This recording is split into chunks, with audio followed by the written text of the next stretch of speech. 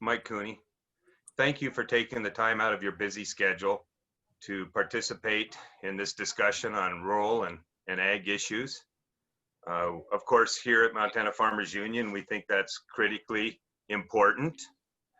And I quickly, I'll introduce you to our board members. We have Jeff Bangs. He's a diversified farmer up in on the High Line. He raises cattle and grains, small grains, and just getting started with organic farming too, I believe. And then we have Eric Sommerfeld. I guess we would just call him Mr. Malt Barley. And then Ben Peterson. He's a diversified rancher out at Judith Gap, raises cattle, sheep, grain, hay. And then we have Lindsay Bruno, who's our communications director at Montana Farmers Union. And then I'm sure you're familiar with Kim Mangold, who's our government affairs. And so we'll get started here if everybody's ready to roll. And I'll ask, last week I was visiting a neighbor who was harvesting hemp. And he was driving a newer model combine, and as he was driving back to the field, he suddenly stopped, and he jumped out of the combine, and he says, he's been having issues with this combine all harvest, and the dealer told him they needed to come out when it stopped. And part of the problem is that these manufacturers don't allow us to repair our own equipment. And I had the same thing happen to my tractor during haying this year, and I had to switch out a 30-year-old, well, actually a 40-year-old tractor to finish baling because it just wasn't becoming reliable. And the trade war with China was mostly about intellectual property. We lost our markets so that these companies that build their technology in China can refuse us the right to repair our own equipment. Now, many states have proposed legislation that forces these companies to allow farmers the right to repair.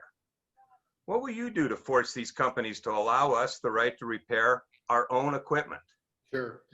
It's a great question. And I just have to say that really that system that ties your hands and doesn't allow you to work on your own equipment is absolutely, it just doesn't make sense. I think if we need to address it legislatively in the next legislature, I think we need to take a bill to the legislature and basically push that thing through. I mean, we're pretty independent spirited people in Montana, and especially in rural Montana. We're very dependent on our own skills. I mean, that's how we built rural Montana. And to put roadblocks in the ways of people who, number one, it only makes sense because you're isolated, and oftentimes it's very difficult for you, at times to get people to come in to make those repairs if that's even what you want. You should have the right to be able to repair and to get the parts that you need and to be able to fix the equipment that you need to continue to do your job.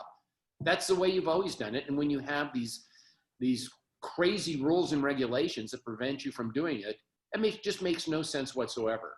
So I'm wholeheartedly in support of making sure that you have the right to be able to repair your own equipment and not allow these companies to hold you hostage. Thank you for that. So Ben, if you're with us, has a question on broadband. He's out. Yeah, give me just this. Yeah, I'm in the tractor. Give me a sec. I'm coming up on a turn. I gotta stop. Anyhow. Is it smoky? And are you in Helena, Mike? Yeah. Is it smoky there? It's not as bad as it's been, but it's getting a little bit. It cleared up a couple days ago, and now it's kind of coming back. I just got back from board meetings in Minnesota, and it was almost as smoky in Minnesota as it is here in Billings right now. Yeah, it's traveled that jet stream just took it the whole way. Yeah. So Mike, go ahead, Ben. The gal that wrote this question actually is at home with their child who is ill, but that makes it a little more apropos. So our schools are having to make a sudden switch to distance learning. would focus on our lack of rural broadband. In our district, broadband access stops just past the school, and most of our students don't have access to internet beyond expensive hotspots, which are generally limited and unreliable. Reliable connectivity also allows for telehealth access at a time when services are more critical than ever before. Farmers can use smart ag programs more effectively to better plan and market, especially market, their crops with fast connections. Despite all the noted needs and benefits for it, creating widespread access to broadband seems to be on dial-up speed or slower or non-existent. We've heard for years that rural broadband is a priority, but little has happened to expand access. And it's been a haphazard patchwork of that access at that anyhow, hurting our students as well as our abilities to use new technologies on our farms and ranches. How will you make rural broadband priorities a reality for Montana families and farmers and ranchers? Ben, it's a great question. And, let me just say, we understand now how important it is having just, as we try to deal with so much in the middle of a worldwide pandemic. We now know that telemedicine, how important telemedicine is, not only in a state like Montana, but throughout the country, and how valuable it is when people have access to telemedicine and how they can deal with their healthcare issues much faster and very thoroughly, quite frankly. It's proving itself out. We also know because of the pandemic, the issue of distance learning and how important that is, and how that has been a challenge in many parts of the state of Montana. And I mean, the evidence is there. But it is also, as you point out, a tool that can be used to improve business, to grow business, especially in rural Montana. Let me just give you an example. Not long ago, we did a little bit of a tour of small communities around the state as part of our Main Street Montana program. And I had the privilege of going up to Troy, Montana. We were sitting with those community leaders and said, tell us what you need. Where do you want to see your community be? Where do you see the future of the community of Troy? And what do you need to get there? And one of the first things they identified was the lack of broadband in the area. And it wasn't the state going in and telling them what they needed to do. But what we were able to do is we knew of a company that was very interested in working with small rural communities who were facing similar challenges. And they were brought in incredible experts from around the country to little Troy, Montana, and sat down with those people over the course of several weeks in different meetings. And they sat down and they devised a plan for them to pursue to improve the broadband connectivity in their area. And then they sat down and they started to talk about the finances and different ways and programs that they could use. This is a work in progress. But I mean, it just goes to show one of the things that the state can do. But this is a big issue, and it's going to take a lot of money to do it. So what I'm saying we need to do, but you're absolutely right, it needs to be a focus, and especially because of all the things we're now using it for with COVID. And it's only going to grow, and it's only going to improve, and we need to be sure that our people can take full advantage of it. That's why I'm saying we need to sit down and we need to talk to our cooperatives. We need to talk to our providers around the state. We need to bring our federal partners to the state. I just had a conversation with Senator Tester not long ago, and he was telling me about some of the efforts that they're putting forward to help bring in revenues to states to be able to assist them to do this. I mean, it's going to be a very difficult proposition if we don't have all the partners sitting at the table and have a plan to really address where we have connectivity, where we don't have connectivity, and how to address those plans. What won't work is if we continue to bury our head in the sand and say, well, it'll happen when it happens. So from a state perspective, we need, I think the governor needs to provide that leadership to bring this to the forefront of the discussion and bring those partners to the table and get a commitment to continue to work on this and to start making progress now. Again, it's a big project. I wish I could say we could snap our fingers and get it taken care of overnight. I don't think we can, but we can't afford to ignore it anymore because we cannot have these islands that don't have connectivity throughout our state because our healthcare will suffer, our educational opportunities will suffer, business will suffer, and it will, you know, and as we progress, you can't survive that. So we need to understand what's at stake here. And when I'm elected governor, we're gonna get this to work. In fact, it's part of my plan that I released not long ago, you know, Growing Montana plan, talking about the importance of broadband and setting a goal of you know, having a 95% completion in a very short period of time. That's how serious we are about working with people to get it done.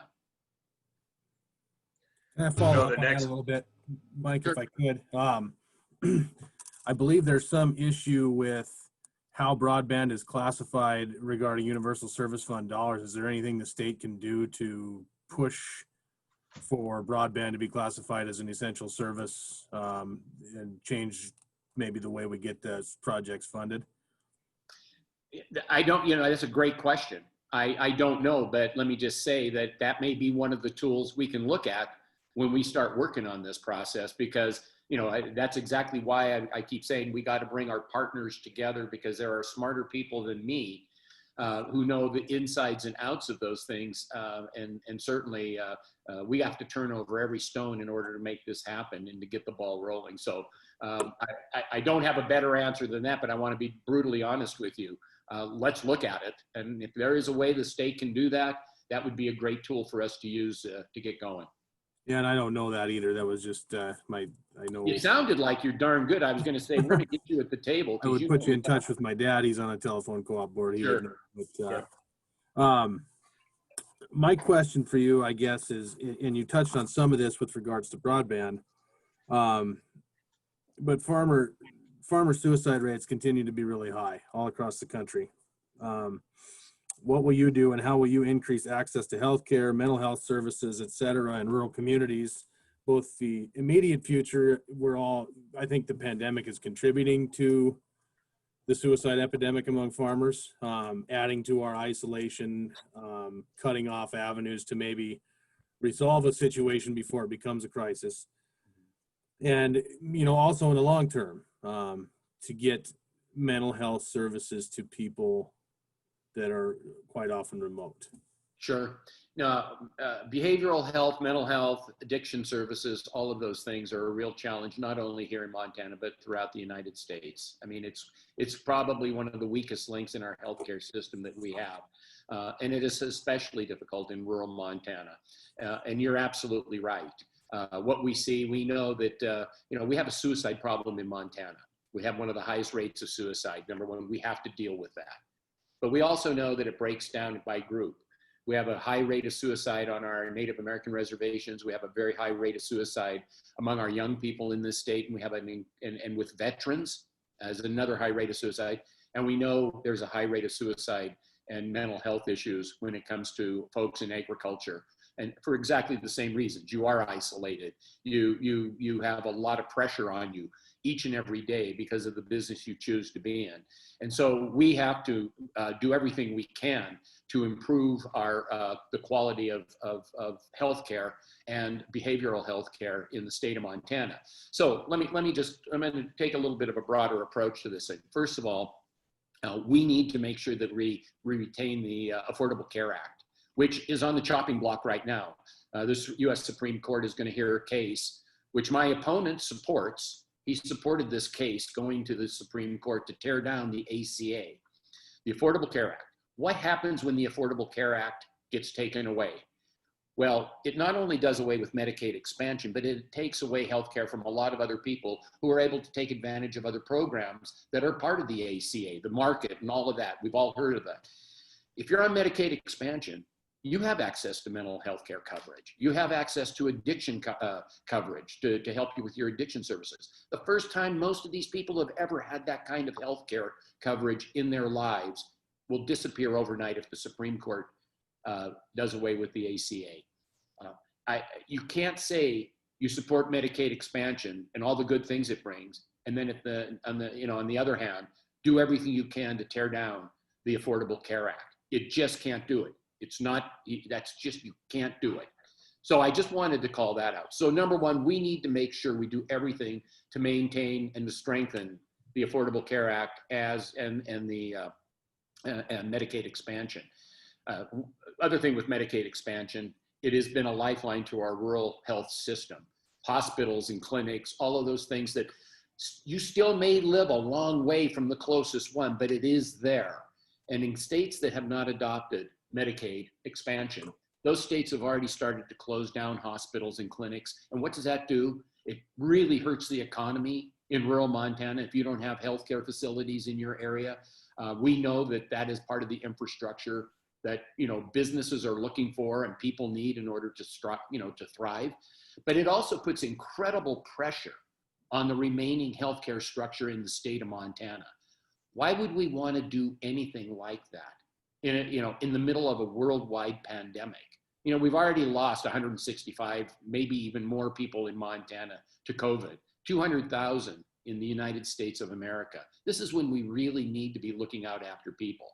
Now let's get back to the mental health care. What can we do about it? Number one, we know that we don't have a workforce, the professionals in this state that we need to cover the distances and to really deal with the folks who need the services. But we go back to telemedicine in the state. We know that mental health services can be very successful using telemedicine. Again, we go back to the broadband issue. We go back to why it's so important that we expand telemedicine. We've already talked about how important that is and how we're going to try to do that and start, closing up some of those loopholes that are preventing us from having that. We need to make sure that, we need to, the other thing that Montanans have said is the cost of prescription drugs are killing them.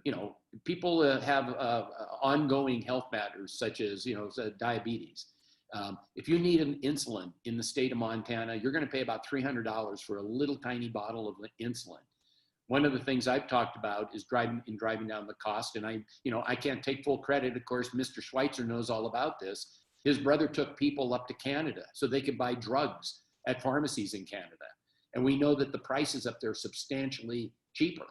A little bottle of insulin up in Canada, about $29 is what I last heard. $300 in the United States of America.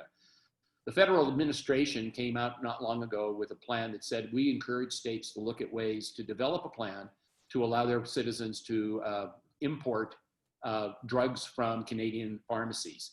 All you have to do is develop a plan, submit it to the federal government, get approval, and other states are doing it. That's something we can do on day one when I'm elected governor. We can start writing that plan. If it needs, parts of it need to go to the legislature, we can get it into the legislature. And I'll say very confidently, it shouldn't be a partisan issue because the Trump administration has already put its stamp of approval on it. All we need to do is develop the plan and submit it to them. We need to do that to drive down the cost of those life-saving drugs that now people are having to make the decision. Am I going to pay the rent? Am I going to pay the mortgage, put food on the table, or take the medicine that we need to sustain our lives? So those are some of the things that I think we need to be looking at for healthcare and when mental health care. We need to get those services out. I've also talked about ways that we can try to increase the behavioral health science folks in the state of Montana. There are a lot of people who have worked in the field of healthcare with a little bit of extra training. We could perhaps get them to go into behavioral health services and try to build the workforce that way. So, again, we cannot ignore this problem. Mental health problems end up with suicide. Mental health problems end up in the hands of law enforcement. Mental health issues end up clogging up our jails and our prisons. That's not where those people need to be. We need to get to the bottom of these problems before they become law enforcement problems or additional statistics in Montana. I'm very aware of it. It's something we need to focus on. And honestly, we need to do everything we can to prevent additional cuts in this area because we've seen the legislature come in and force additional cuts and make those cuts permanent. We've fought like hell to make sure that we've been able to backfill that as much as we possibly can. But even doing that, we're woefully still short of where we need to be in order to get these mental health services provided. So that's how I'd approach that. So a quick note to those who are watching this, if you have any questions for Lieutenant Governor Cooney, you can use the chat and type in your questions. Eric, Walt, let me stop you right there. Before you got on, we had a discussion. Everybody needs to just call me Mike, okay? You can call me Mike, Walt. Well, you called me Mister. Well, that's because that's what you told me I had to call you years ago. Yeah. Go ahead, Eric. Okay, Mike, I've got a pretty broad one for you. What is your experience working with farmers and ranchers and rural communities? Really broad question for you. Sure. Yeah. Well, I mean, one of the things that I've always tried to do is be completely honest with the people of Montana. And, when I announced my agricultural proposals not long ago, and Senator Tester was with me, I think I told the story that, I have a great appreciation for agriculture in the state of Montana. My great-grandfather came to Montana, started a pretty successful ranching operation down in the Dillon area. In fact, he registered the first brand in the Montana system, the Square and Compass. That was his brand, and it's on display at the brand office, and that was my great-grandfather's brand. Now, that doesn't make me a farmer or a rancher, because I am not. I grew up in Butte. But I can tell you, like all Montanans, I have the greatest appreciation for agriculture in this state. I know it is our largest industry, and I know that it's also a way of life in Montana. Probably more important than anything, it's a way of life people choose, and it makes it's one of the great things that makes Montana so special. So what have I done? I mean, so I don't want to try to convince you that I'm a storefront cowboy or a storefront farmer and rancher. I'm not, but I understand a lot of the issues they're going through. I understand how important it is to our state. And I think that gives me some credibility, I hope. But what have I done? I mean, I have, since, I've been attacked for being in public service most of my adult life. And I have, and I'm not ashamed of that. I've worked darn hard, and I've been very pleased the fact that the people of Montana have always been pretty agreeable to keep me working and for them, and I've always been able to bring results to them. But you don't get there without getting around and getting to know Montana and spending time in Montana. Over the last couple of years, I've been traveling around Montana, focusing on rural Montana, having conversations. As I just gave you the story about going up to Troy. I've done that throughout the state of Montana, sitting down, talking to people in small towns, talking about where they want to see their economy go, talking about where they wanted to see the future of their communities be as we go down this road of the future. And when you sit there and just have conversations with people, and listen to what they have, and don't go in there telling them what what your thoughts are. We're Montanans. We like to design our own future. We like to be calling the shots, and that's the approach that we took. And it was great to hear that. And we were able to, during a lot of these meetings, identify a number of things where people would come to the table and they'd say, yes, broadband's a problem. And then we would say, well, there's a way that we can probably partner with you. I even had one community say to me, one of the biggest problems they had is their railroad station. The old railroad station in town desperately needed painting. And I'm thinking, well, why, and they just thought it was an eyesore, and it was a building in the middle of the community. Well, I was able to call the railroad company and say, hey, any chance you can repaint that building and make it look nicer? And you know what? They did. And the community was thrilled. So, I mean, it's all of those things. It's simply sitting down, talking to people, being connected. That's how we do things in Montana. And that's how we deal with rural Montana. You don't go in there and tell them what you want to hear. You go in and you listen, and you'll learn about their quality of life and where they see the problems are and the challenges. And you know what, working together, which we've been doing on this project, which has been an extension of the Main Street project that the governor started when he first came into office. This has been incredibly beneficial. When I sat on the State Land Board as Secretary of State, we worked an awful lot with rural Montana on the issues that we dealt with on the State Land Board. I understand the issues when people are leasing state lands and using it for agricultural purposes or running livestock on it. I understand how important those resources are in order to make sure that people have the ability to grow their business. I understand that when we have a great project that we were involved in not long ago called Angela Farms.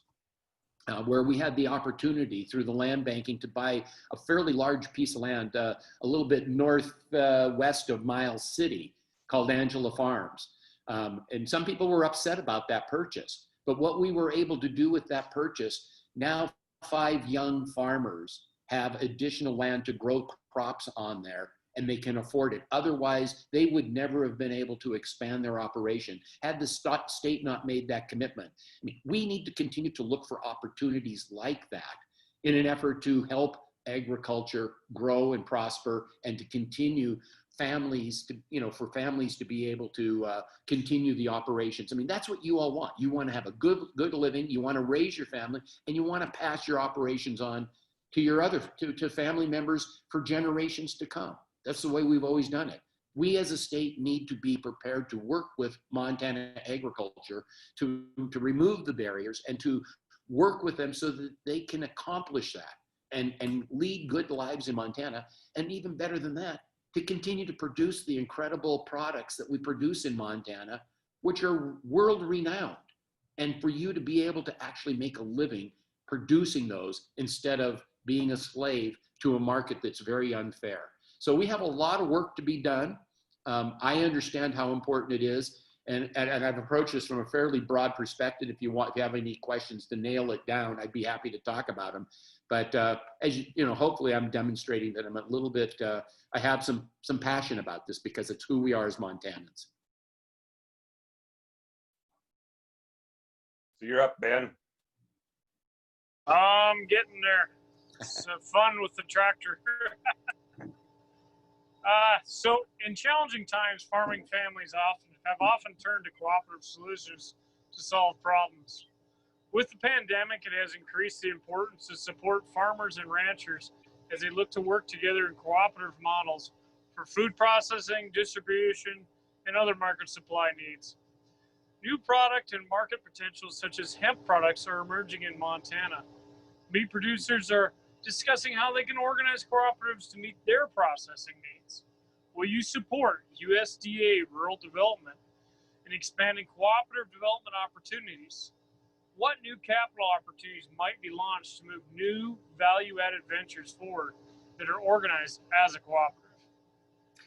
Yeah, I obviously, let me, and I'm, again, I think I heard most of your question, and if I missed something, we can go back and revisit it. But first of all, let me just say that there's a lot to unpack with that particular question, and I can just say that yes, I would support anything we can to encourage more cooperatives so that local people can produce more products, get them to market themselves, so that they can make more money. I mean, there's a lot. I mean, when you become a captive of a situation, let's just use the meat packing situation. And I know we've talked about this a lot, where, we're producing incredible beef and pork, and yet we're not getting, you're not getting paid for it at the price that, because even a lot of people are even producing at it below what they're having to pay to produce it.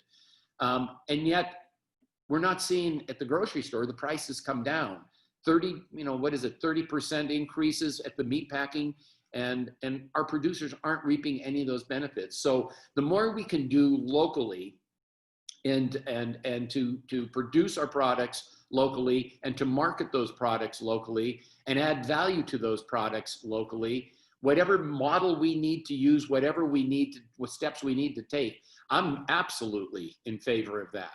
And again, the pandemic has just demonstrated how important this is. People are concerned about their food security. They want to know where their food is coming from. They want to know how it was produced. And they're willing to pay for that. And I would rather see the dollars being paid for these products going back to the producers than some middleman or somebody, in the middle of the country who really doesn't give a damn, and all they're interested in is their bottom line. And we're not getting and frankly, we're not getting the best bang for our buck, and we're not even getting the healthiest bang for our buck when we do it that way. People and consumers understand that. The other thing I'll say is, in Montana, we produce the best beef, the best pork, wheat, barley, lentils, all of those things. I mean, and that's just to name a few. You know, it comes, there's some cachet that comes with Montana produced products. We've talked about, you know, number one, I'm a big supporter of the country of origin labeling again. When Senator Tester introduced his first bill as a state senator to get that through, and he got it passed, I was in the U.S. I was not in the U.S. and I was in the state Senate with him working to get that bill passed. And we all know where that has gone and what the feds have now done with that. We need to revisit that again as well in the state of Montana until the people in the Washington, D.C. decide to get their act together and to support agriculture in this country. So, I mean, I'm going through a lot of issues here, but yes, whatever we can do to give producers a bigger bang for the buck, to help them be more successful, and to give consumers the products that they want the way they want it, and to be able to allow them to identify for it, we need to do that. And so, I mean, you know, we've talked about the tool of growth through agriculture in Montana. I've talked about in my agriculture plan how we could sure look at trying to expand the resources going into that program so we can drive more dollars and more resources into that program to help young farmers, to help producers. So I guess, let me just say, it's an open book. I think there's probably a number of other possibilities. Again, working with the federal government. I'm hoping, you know, even though I get angry with what I don't see them doing, and I get angry at some of the things they seem to ignore and that they do that actually, I think, stabs the people in agriculture in the back. We still need them at the table. We still need to be partnering with them. So, and the other thing I'll just say, and I'm going off on a little bit of a tantrum here, but I do think it's important. You know, the last few years we had these trade wars going on, and I don't know if the trade wars are really going to produce a whole lot. Maybe they will. I think there's been a whole lot of suffering during them. But during this time of trade wars, what have we been doing? I mean, even though this is handled by the federal government, what we've been doing and what I've been doing is we've been meeting with our biggest partners, our trading partners, the people in Canada and Mexico, the people in Japan, and other trading partners like that, telling them that once the federal government gets their act together and we hopefully start resolving some of these trade wars, we wanted them to know that we're still very interested in doing business with them and that they have partners here. And so we don't make them feel like they have to start all over from scratch. They can come back and we'll hit the ground running as quickly as possible. I think that's the sort of leadership that the state of Montana can provide as we're dealing with an issue such as complex as the trade issue, and especially when we're not calling the shots. We need to continue to build those relationships so we don't have to start over once the federal government decides what they're going to do. So that's a long roundabout way to try to answer your question, but I think we touched on a number of things, and happy to answer any other questions you might have about that. So I'm going to ask my next question as something of a follow-up here, Mike, because I was going to ask you about country of origin labeling, and you obviously are in support of it. I'm sure you're somewhat familiar, at least with what's gone on since COOL was repealed. We've seen this product of USA label start to be used. It's a misleading label. It's actually worse than putting nothing on there because absolutely it doesn't mean anything other than it was inspected through a USDA facility and maybe cut a little bit, say from a side of beef down to a serving size package, can be called product of USA. So as you said, consumers want to know where their food comes from. You would obviously support a country of origin labeling bill or placarding bill were one to come through the legislature. What other ways can we do born, raised, and processed in a Montana specific way to kind of lead the way for the rest of the country? Or how do you see that specifically? Yeah, no, absolutely. I mean, right now, I mean, we have a made in Montana label. We have a grown in Montana label. We have a couple labels like that. I don't see why it would hurt for us to help lead the charge. And if there is other ways that we can label those great products that we produce in Montana, I think that I'm fully in support of that. And I think, why wouldn't we want to do that? That's what consumers want to know. It would be good for our producers. Why I think it just makes absolute sense that we can look at labeling our great products in the appropriate way so that we can do a better job of marketing our products and getting more money back into the state of Montana and to our producers. Yeah, so I mean, that's the way we feel about it. We feel like it's if there's ever a time to strike on this issue, it's now. People are paying more attention to the source of their food and food security than they have maybe ever before. Oh, yeah. with the pandemic. So, Oh, yeah. No, I mean, absolutely. Everywhere you go, I mean, it's that way. You know, I was over in Billings just the other day, and I met with an organization that basically works with producers in the Billings area. And they put out a list once a week to the people who, you don't even have to subscribe. You can just go online and you can order, and it's everything. There's a couple different beef producers, pork producers, lamb, vegetables, cheese, those kind of things. And you can go on and you can order that. And everything is produced in and around the Billings area.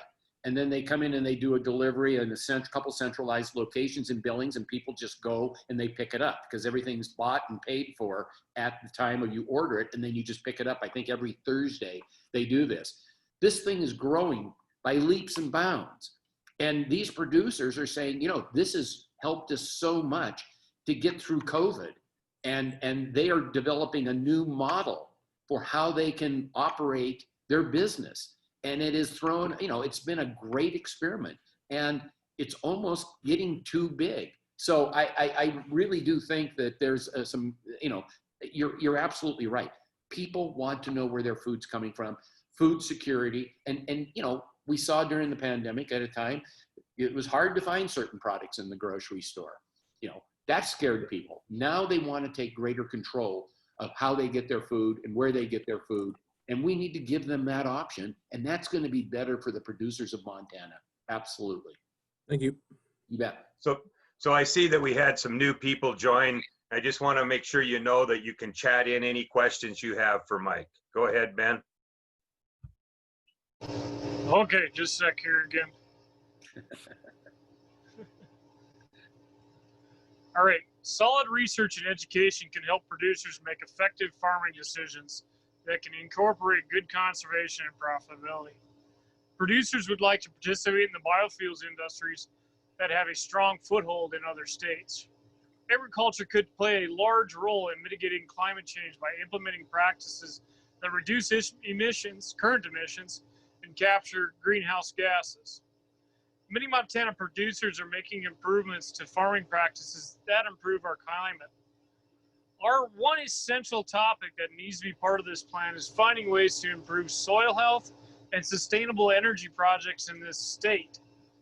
Will you support incentives for Montana producers to participate in efforts to improve soil health and other energy improvements? Yeah. Thanks, Ben. Yeah, absolutely. I mean, Montanans can see firsthand the effect a changing climate is having on our lives. Just flat out. I mean, that's it. And as governor, I'm going to bring folks together to address it. I see the effects of what we're talking about of climate change. I have the privilege of chairing the governor's Drought and Water Supply Advisory Council. That is something that we do during the summer and during the growing season. And it really does point to some of the challenges that we're going to have and the health of our soils. Farmers and ranchers, you're all on the forefront of this. And the advancement in soil health and agriculture technology are the potential game changers. So I will work to implement voluntary and incentive-driven tools to help folks do even more to improve the soil and the health, and to take advantage of the leading research and productivity. So I'll also push for improved precision ag technologies and targeted restoration of rangelands. I think all of those things are going to be incredibly important as we address these issues. And it'll be a great tool, as you mentioned in your question, for how we deal with climate in this state. And the farmers can be on the forefront of helping us solve some of the big questions that we're going to be dealing with as it relates to climate. Go ahead, Jeff. I know he answered quite a bit of it, but I think he could expand. Okay, so I'm going to kind of take you back to the food supply chain and what COVID has done to the food supply chain. It's put the microscope on the fact that it's corrupt, it's broken, it's controlled by basically corporate interests to the detriment of consumers and producers both, okay? Since the beginning of the crisis, as you stated, packers are charging 20% more for meat to consumers and paying 30% less to producers. Now that has equaled out to a degree since the beginning of the pandemic, but it's still a system that's not working for anyone. And it's price gouging, we know that. Larger packing plants have had to shut down.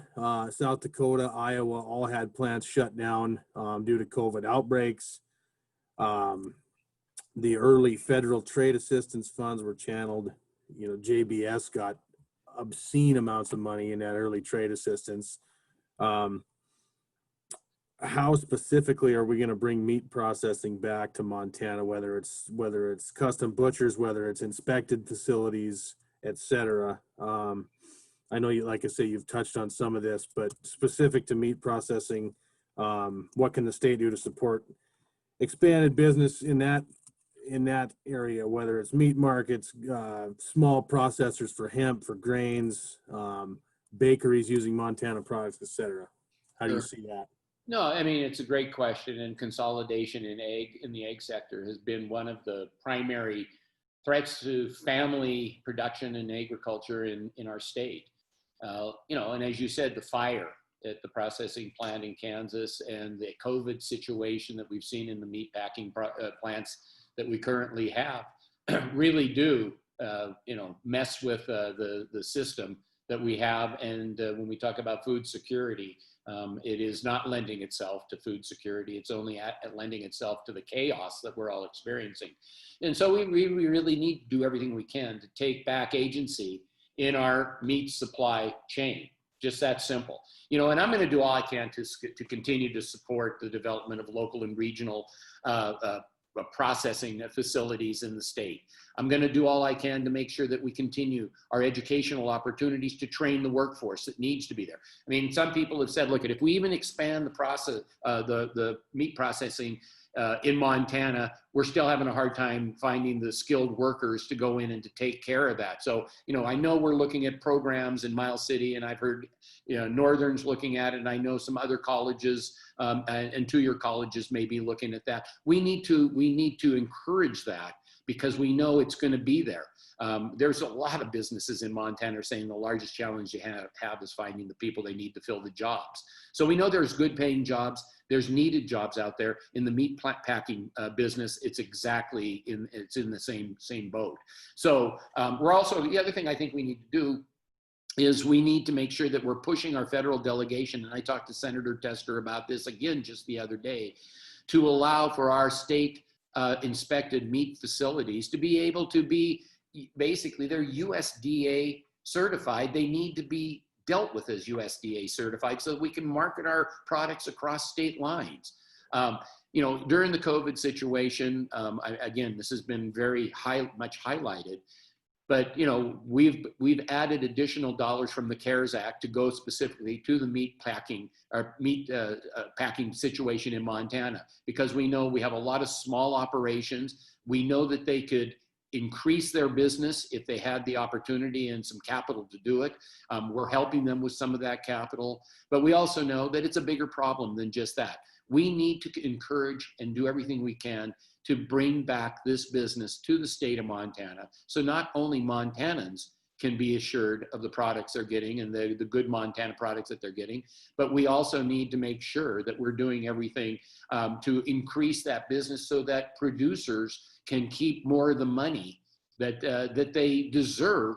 Because as it is, as I'll say it again, I've talked to cattle growers. I've talked to them, and they've said there are times we go to sale and we're going to lose money on that sale, and we are captive. We are told what we will be paid. Take it or leave it. That is not the position our producers should be put in. And so we need to do everything we can to change this situation. It is a monopoly. The federal government has got to get to the bottom of where we are now. We can't wait for them. We've got to do more on the statewide level, you know, bringing processing closer to home. It's going to help cut costs. It's going to keep more of the industry in the state. And it's also going to be better for our producers and provide more jobs here in Montana. It's a win-win. It's where we need to go. You know, to that point, Mike, I would like to, if you'd write this down, food security for us, FOR us.com. Go to that website because I know you understand this. We're trying to educate the consumers about the difference between the cheap food policy, which is really corporate control of the food dollar, versus true food security. And I know you understand that issue. We're trying to educate the consumers. I would appreciate your advice. Go through that website and suggest some things that we could do to improve that. Thank you. Eric, you're next. Yeah, thanks, Mike. You already talked a little bit about mental health care. I'm going to talk general health care on its own. I'm like most, I believe, farmers and ranchers trying to, balance high premiums, trying to lower that premium and not pay a super high deductible and banking on the fact that, oh, I'm not going to get sick or I'm not going to fall off of something and get hurt. Well, this last year it caught me. I ended up getting sick and, paying that high deductible and having to go pay for high prescription costs, those kind of things. Well, luckily I was able to kind of absorb those costs a little bit in the farm. It just meant I'm not able to upgrade equipment now because I'm spending it on that kind of thing. Other families, they're having to worry about whether they could pay rent or get health care, that kind of thing. What are you going to do to work on, high prescription costs? You mentioned that a little bit, high health insurance costs and all of that associated with healthcare to try to make it more affordable for farmers and ranchers in the state?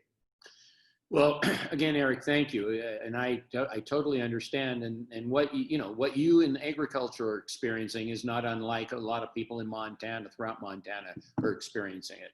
Number one, I will just tell you, we need to do everything we can to protect and to expand Medicaid expansion.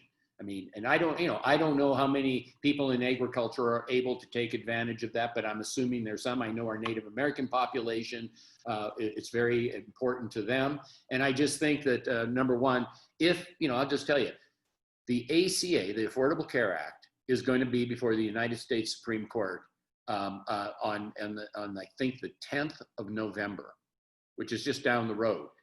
We see that thing get thrown away, taken off, disbanded, whatever you want to say.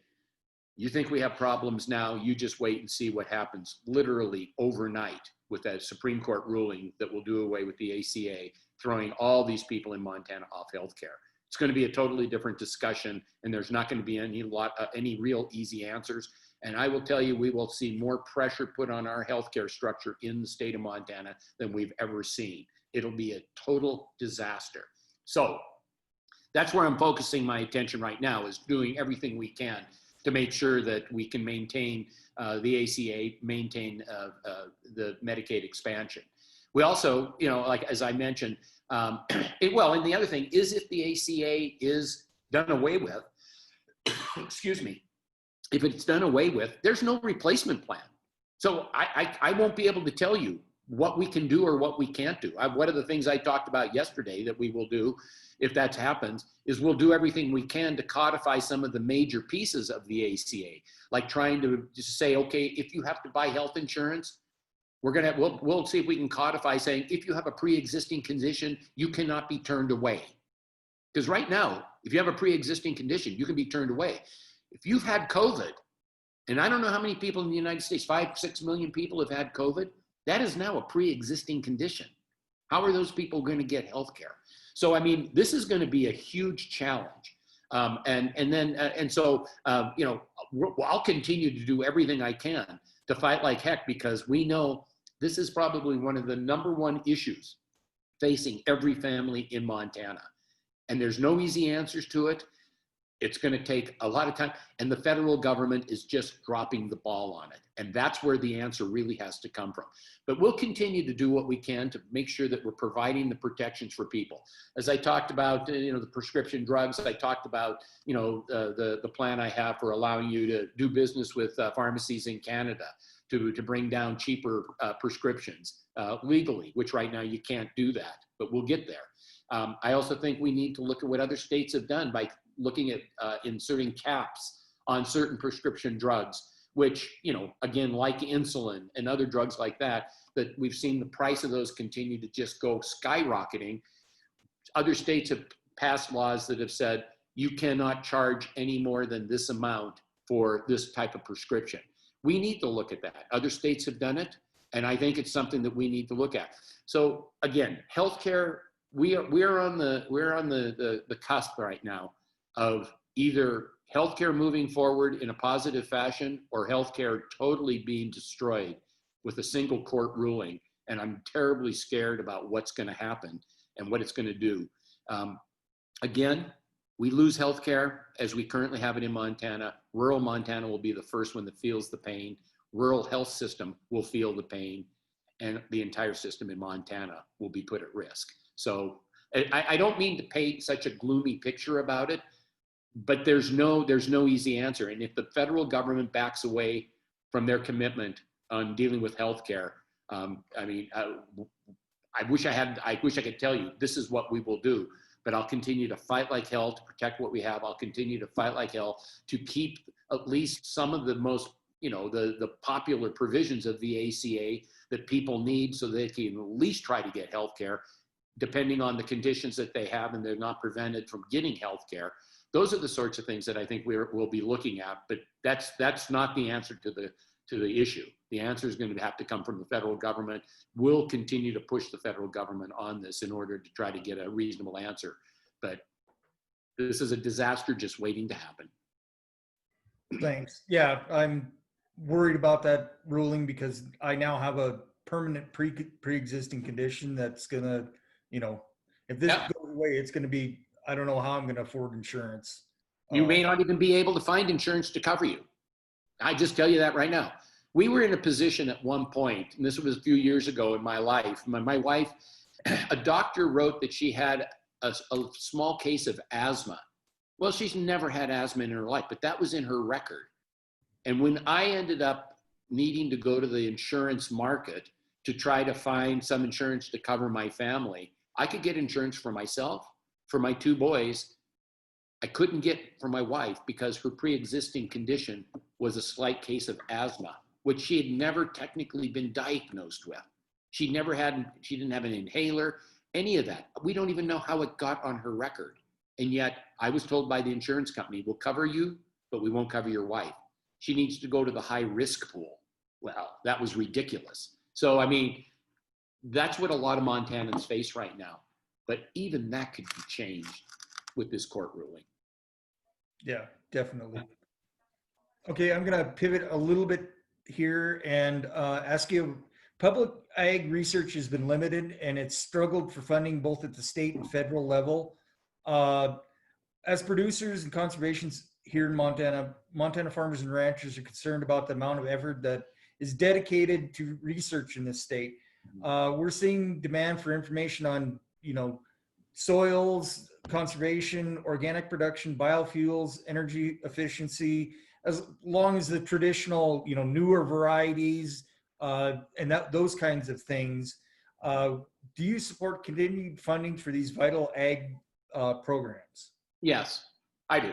I'll just tell you, I mean, I've gone around the state. I've visited every one of our ag research stations. I've talked to the people there. I've talked to the farmers and ranchers who take full advantage of those. I've been down to the Montana State University and talked to them down there. This is really, I think, a very key part of keeping our agricultural business a success in the state. Things are changing all the time.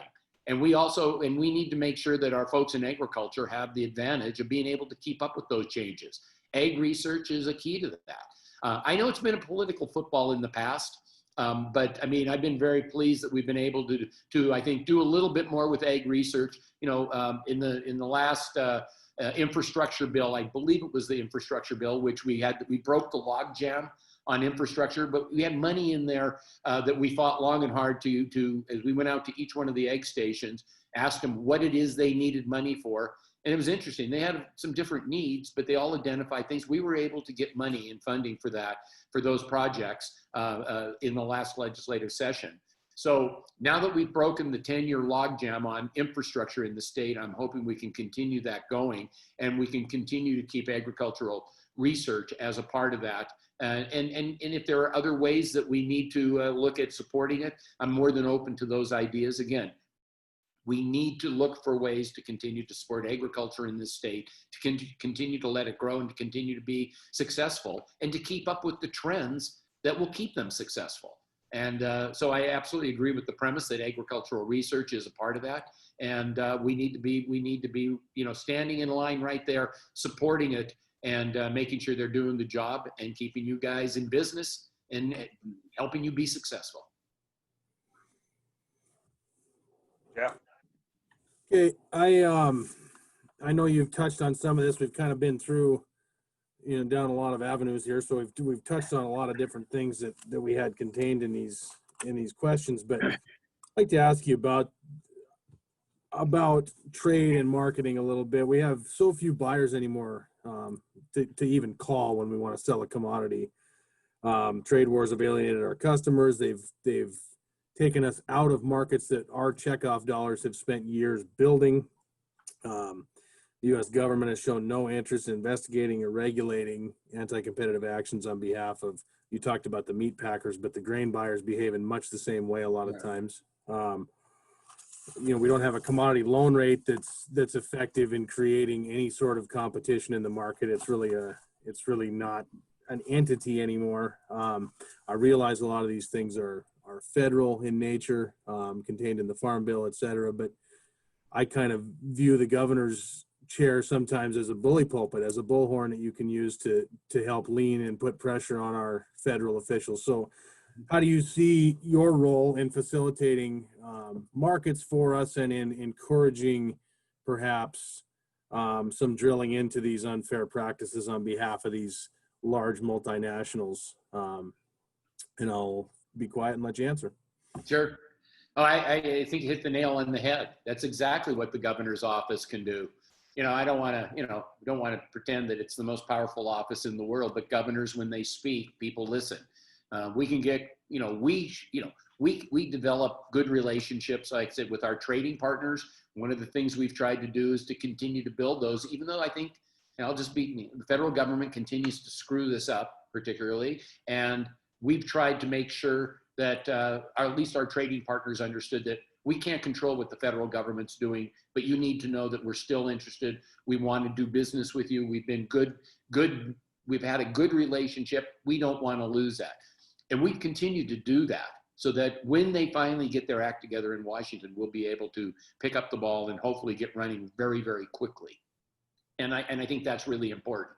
But you're absolutely right. The governor's office can be a bully pulpit. It can be the bullhorn, promoting these things, bringing the federal delegation to the table, hopefully educating them on how, we need to deal with these things and what they need to do in order to promote our best interests. And then dealing with the federal agencies that we need to deal with, whether it's, we need them to investigate some practice that is incredibly unfair to our producers. We need to continue to bring pressure on our federal partners that way. So I absolutely think that, we need a governor who's not going to be afraid to stand up, raise some hell, and fight for the people of Montana when other people seem to be ignoring them.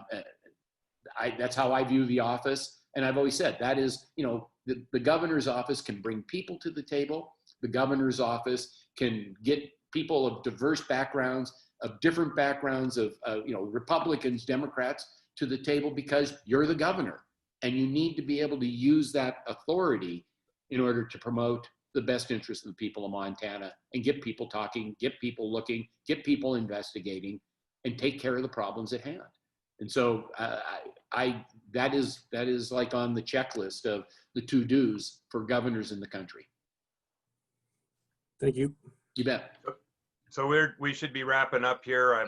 I think you should have any closing comments that you want to share with us, Mike.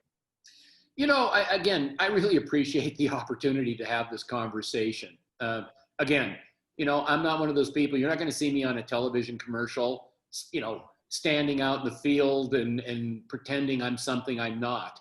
But I do want you to know that I take very seriously how important agriculture is in Montana, how important it is that you have a partnership with the state government, and how important it is that you have a voice in Helena in the governor's office. That's what I want to do if I'm elected governor. You will always have a place to come. You'll always have a place at the table. You'll always have an ear to bend, because that's what it takes. We still work that way in Montana, and that's how I plan on being. That's the way I'm going to continue to do my job when I'm elected. And I just appreciate the opportunity to visit with you, to have a little bit of your time. And I kind of view this as just the beginning of the conversation. And I look forward to working with you in the future, and I look forward to having further conversations and working with you to help solve the problems that you face each and every other day. I want you to be successful. I want to be able to do what I can to help you be successful. So with that, I just want to say thank you very much. So, I'm a little jealous, Mike, because another name I can call you is Grandpa. Yeah. Yep. My grandson, Jackson, he just turned 13 weeks yesterday. And he is like, I tell you, what a great distraction in the middle of a campaign and a pandemic and political unease in the country. I look at him and it brings it all right back into the proper perspective. Yeah, I'm jealous. There you go. Well, I'll share some pictures, Walt. Please do. All right. Thanks for your time. I enjoyed the conversation. Yeah. Thank you. Thank you, Mike. Stay healthy and stay well.